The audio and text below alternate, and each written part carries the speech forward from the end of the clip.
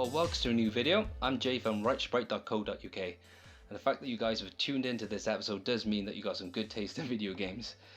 Now, we had the first in the series of Grandia for the PlayStation 1, and I know in Japan it actually got the Sega Saturn version first, so then it got ported over the PlayStation 1, which is the version that we got.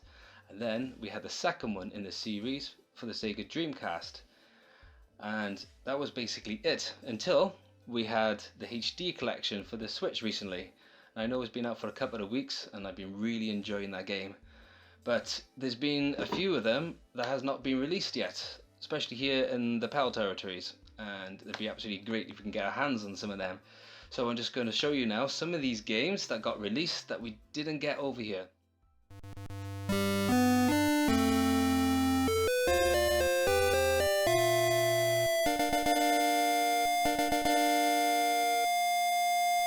Released in Japan in the year 2000, a spin-off of the first Grandia was released for the Game Boy Color.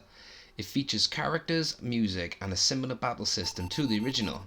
This is an actual English translated game by a group called Adventurous Translations, which I'm very appreciated from the hard work and giving us the opportunity to play this game in English. The game follows a character called Yuhi, a young boy living in Japan who one day gets into trouble playing a linked-up battle game with one of the school bullies.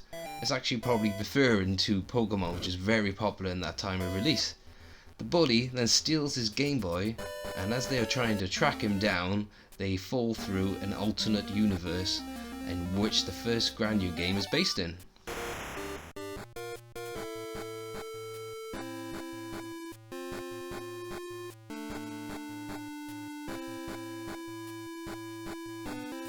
The music featured in this game is basically downsampled versions of the tracks from the original Grandia, which are written by the same composer, which I find pretty cool. They were just doing chiptune remakes back then.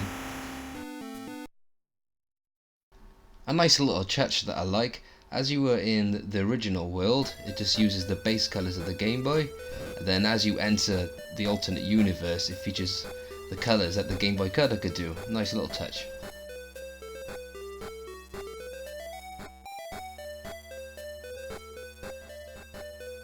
You were first introduced to Sue and Puffy from the first game. There are a total of 29 playable characters in this GBC title. 28 of them actually make a reappearance from the Grandia game. And as a big fan of the original, I do find it pretty brilliant that you can play with these characters once again. The game focuses on Yuri's journey to tracking his friends and returning home, and to do this you must obtain 3 keys from different areas of this world, and you must work with these characters from the first release in order to find your way home.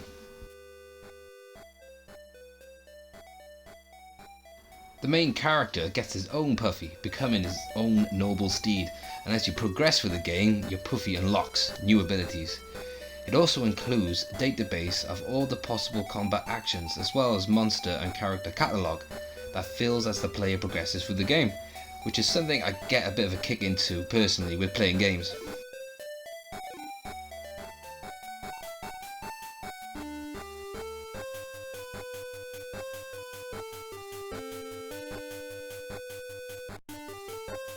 The graphics in the game I find pretty decent. You can easily compare them to big titles for the Game Boy Color, like Link's Awakening or Pokemon Gold and Silver.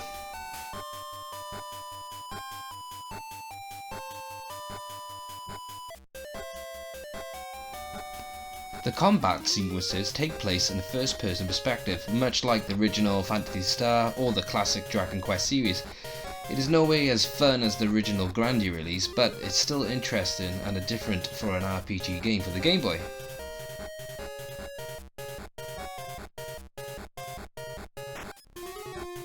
The game at the time was not that well received.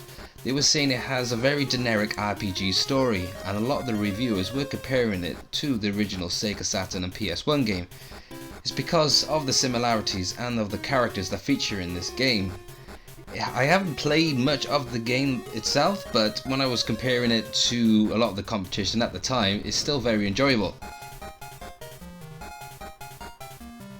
There isn't many hours of gameplay with this title, but for a Grandia fan and for the fans of the 8-bit game style of gameplay, it's definitely worth some gaming time.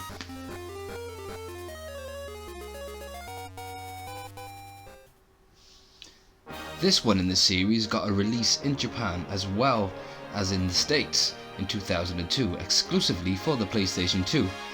But again, still not here in the UK or PAL zones. It was published by Enix before they merged with Square to become Square Enix as we know today, and they invested some serious money and capital with Game Arts. This being the first game from Game Arts to be exclusive to the PlayStation 2, and as a Grandia fan I will come across a bit biased, but I really did enjoy this release. I sunk in some serious hours into this game despite the reviews it had back then. I was first mostly excited I could finally play this game after many years when I finally got my PS2 modded to play import games.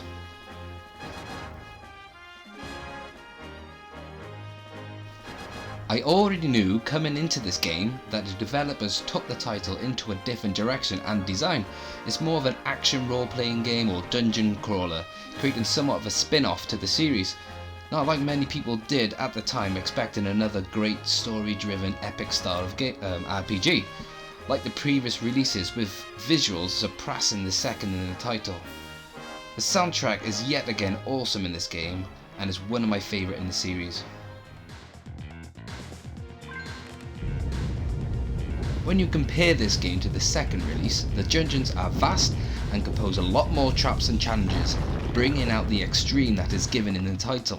I do suggest that you ran through the second game and feel quite confident on tackling this game, as it's the hardest yet in the series, which is one of the main things that really got me into this game. It flows really well, picking up the pace of difficulty dungeon by dungeon. Do expect a fair few fights, as this is the main theme of the game. The voice acting in this game can be a bit... Anyhow, but most of it is still really good and holds up to the original titles. Now the combat system is where the title really shines. There are more enemies on the screen and the balance is great, and the more you are learning and progressing, the more enjoyable the battle system becomes.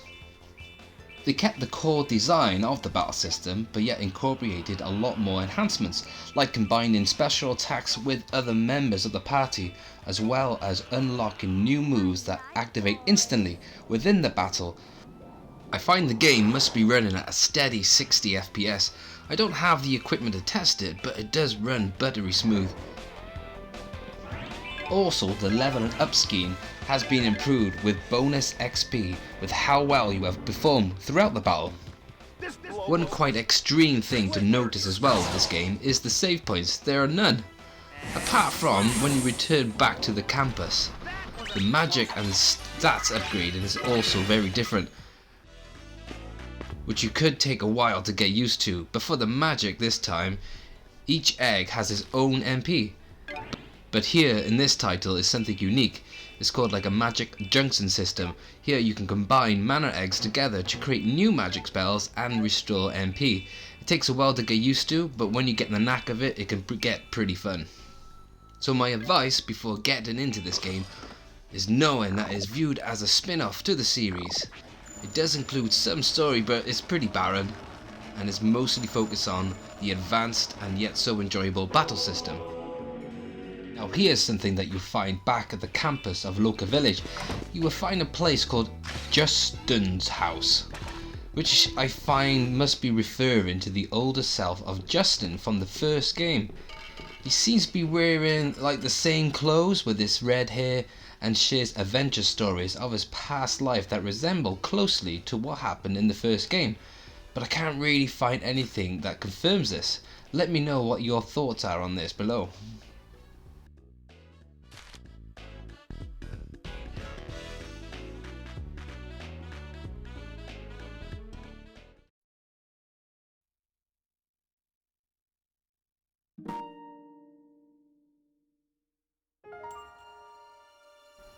The last and latest one to the series that was released back in 2005. Yet again, Japan and North America got their hands on this, leaving us PAL zones left out again.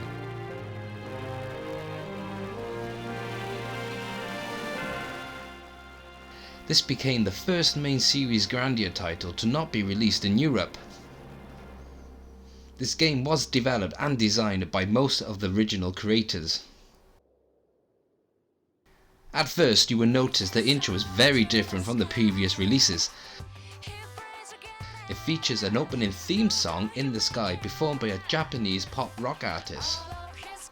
This really sets a more popular theme to this Grandia in the series.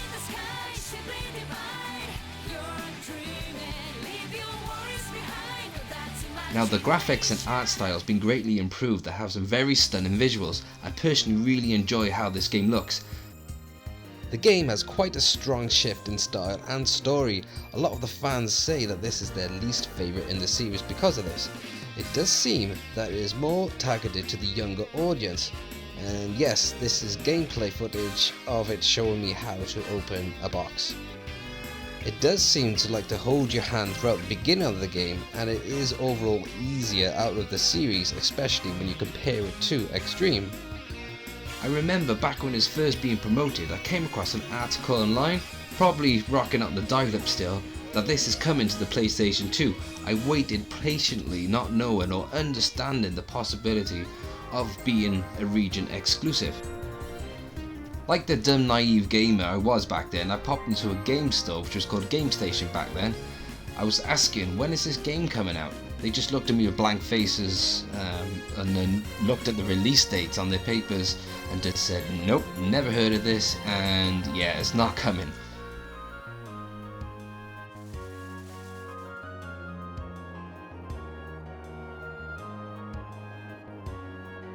I managed to get quite far through this game, and the difficulty does pick up throughout the game, and the level design is just great. But it's just when the story starts to dip, I was starting to lose interest in the game. But this is still my bucket list to make sure I get this done.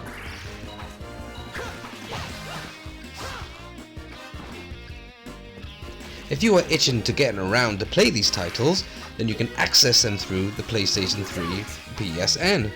And you won't find them through the PAL UK European PSN store, but through the American PlayStation store. And it's pretty simple to do so.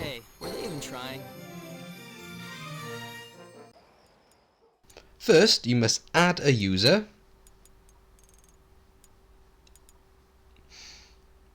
And when you create a new profile, you must select your country of residence as USA. You would have to create a new email and then set your address to an American address. It's pretty that simple. Then when that's confirmed, I will show you now the PlayStation Network store from the American server.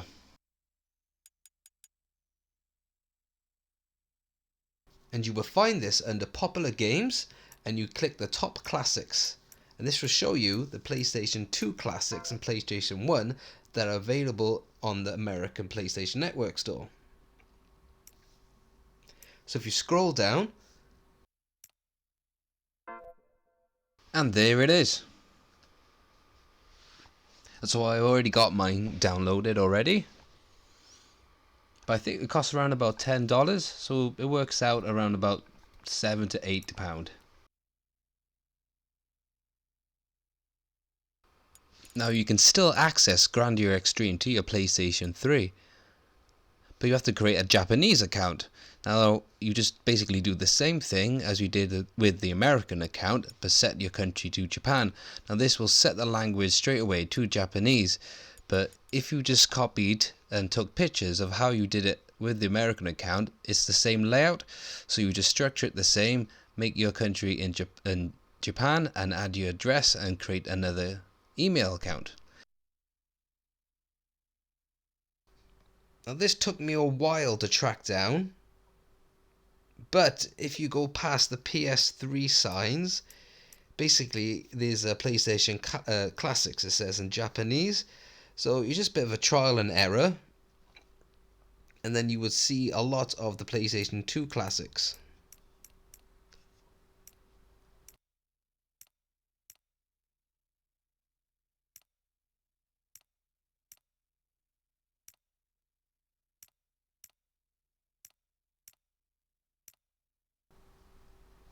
But if you're lucky enough to understand or read Japanese, this is great for you.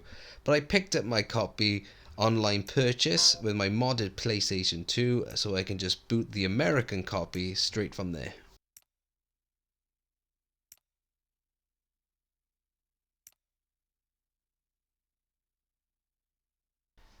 Now, to actually purchase these games, you won't be able to add your debit or credit card to the account because that applies to your own region that you're based in. I did try to add a PayPal account, but I found no joy in doing so. But you can add PSN credit. But you have to make sure that you purchase the same credit as the same region as your account. I got around this by heading over to MMOGA site. Here you can purchase PSN credit to a region of your choice, and they'll send you a code via the email that you set your account with on that website.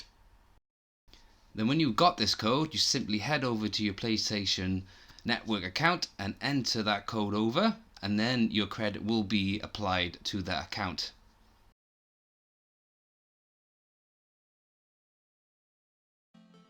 Hopefully, after the success of Grandia HD that recently came to the Switch and PC, this will promote the idea of finally bringing these titles officially over to Europe with the HD upgrade.